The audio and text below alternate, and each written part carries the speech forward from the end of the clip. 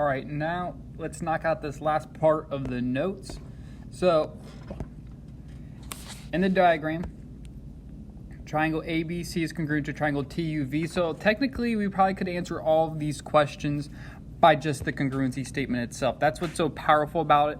That's what's so important about it. Like A is first, T is first. So I already know angle A is going to be congruent to angle T. Next, let's get super excited and just keep going. VTCA. All right. Now, I did provide a picture though because I'm a nice guy. So let's draw in the picture as well. Angle A and angle T, VT, and CA, so on and so forth. So I don't need the picture. I just need the congruency statement, but we can use both. All right, now V is the last letter, so then this next one, triangle VTU is congruent to triangle C, then TA, and then U and B correspond. Nice. All right, CB. So side CB is gonna be the same as VU. You can tell that by looking at the congruency statement as well. And the measure of angle A equals the measure of angle T. All right, but what does the measure of angle T equal? Well, let's recall some junk, such as C is the same as V. So angle V will be 55. So 59 plus 55 plus the measure of angle T equals 180. So that's 104 plus the measure of angle T equals 180. Measure of angle T equals 76 degrees.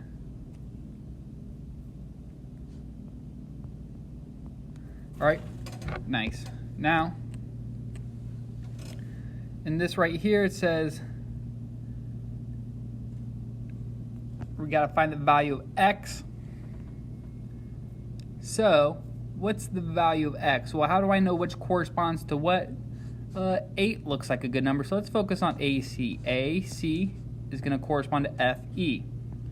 So really, to find the value of X, all I'd have to do is do 8 equals 3X minus 10 plus 10 to both sides. I'm going to get 18 equals 3X. Divide both sides by 3. 6 equals X. All right, and that's it. There's other true equations I could have set up, like CB and DE. I could have said this, or I could have even said this. All right, these are all options of what I could have set up. Regardless, X would equal 6 each and every single time. All right, now finding X in this figure. Well, again, it's got to be 3 points. We got to be amazing at it. We have to realize these are vertical angles. So 20 will equal 3x minus 1. So 21 equals 3x. So 7 equals x. Check. Found x. Now, let's realize some stuff. All right, CA. CA is going to be the same as MA. All right, these sides are congruent. So to find Z, all I got to say is 2Z. That's why I put my dash. You guys ever notice I always put a dash on my Z so I don't confuse it with the 2. Equals 128. Divide both sides by 2. And Z, not 2, Z equals 54. So check. Now Y, we got ha, pa. Those are what corresponds. So to find y, all I have to do is 5y plus 1 equals 36.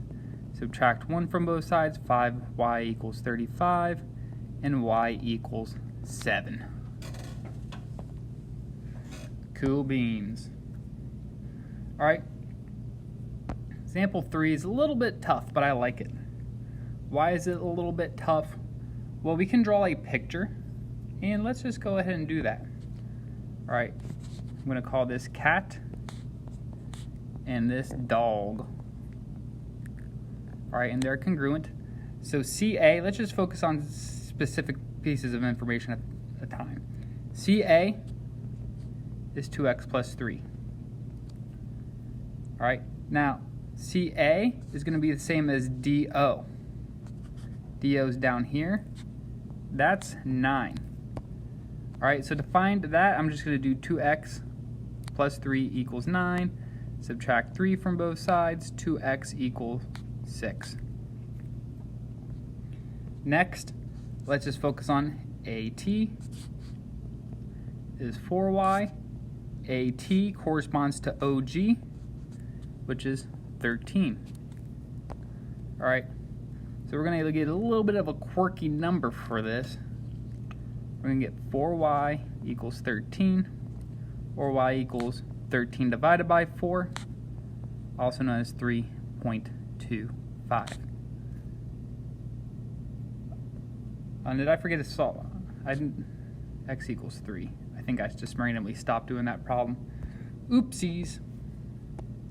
And then TC is 8z plus 1. DG is 11. So 8z plus 1 equals 11. Minus 1 from both sides, 8z equals 10.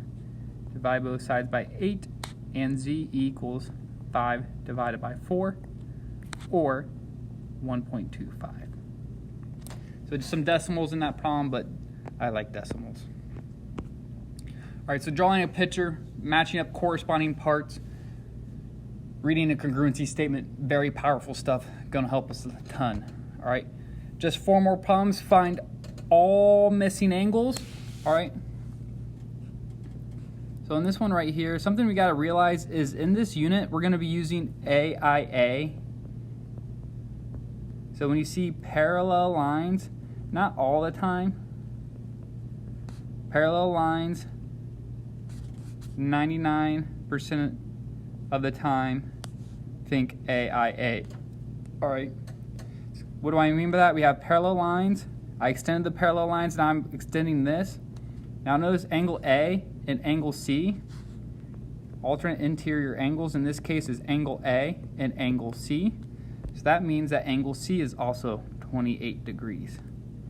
All right.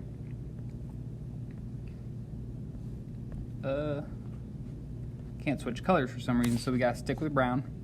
That's 90 degrees. That's 90 degrees. And similarly, E and D, let me see if, not good. Anyways, we can use triangle sum theorem, or we can use, well, yeah, that's what we got to use, and then the fact that they're alternate interior angles. But, brain farting for a second, they're going to be 62 degrees. All right. Triangle sum theorem, we have 90, 28, so it forces both of them to be 62 degrees. All right, I'm actually going to have to finish this in another video because I can't even zoom out now or do anything, so stay tuned for more.